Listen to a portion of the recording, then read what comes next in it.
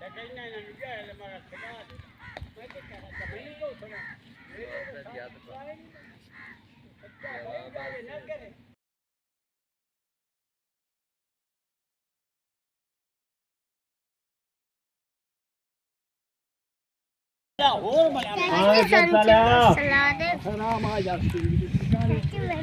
भाई, हाँ जी, क्या किमें लाई चिप्स? चिप्स 80 रुपए लाइए सर जी।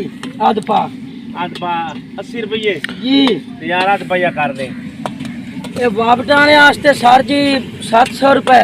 तेन की पता वापड़ा मैं मीटर नु वेख्या, तुसी चेक कर रहे सी हुणे। मेरे आस्ते 800 रुपये क्यों भाई? भाई टैक्स तुसी ठोक दियो साडे ते। नहीं किहड़ा टैक्स लाया तुहानू? हर चीज दा टीवी टैक्स तुसी लाया होया। हाँ।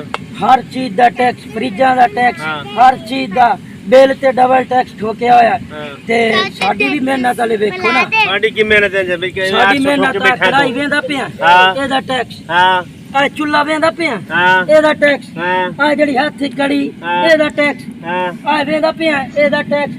आ टैक्स ए कुप्पी दा टैक्स। ओ भाई मेहरबानी कर ते कुप्पी दा टैक्स। उस तो बाद आ साडे टायरां दा टैक्स खास तौर ना ए तुहानू पता ही कोई नहीं हाली तक। ओ यार अस तो मुलाजिम बंदे हैं, तू एवें ड्रामे ना करते। 80 रुपये जेड़ा ते है उसे रेट दे दे। 100 रुपए हां ते ला नहीं तो भाई भाग जा काम कर इथों। नहीं असा कोई एडे मतलब हो गए हैं गंदे अवाम में जी, एडे मामला साडे हो गए यार जनाब। मैं तो 8 एक बारी किया 4 भाई, गुना चला महंगी, जा, चला 4 जा। गुना महंगी, 50 400 गुना महंगी दिंदा पिया। इहदे की टैक्स लगा तेरा बोतलां ते?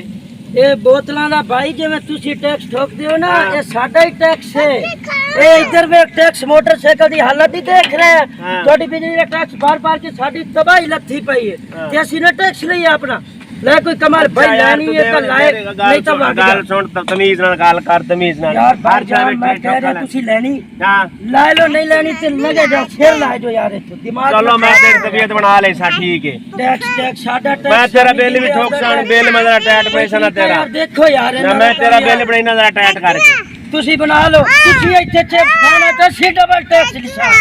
चलो ठीक है।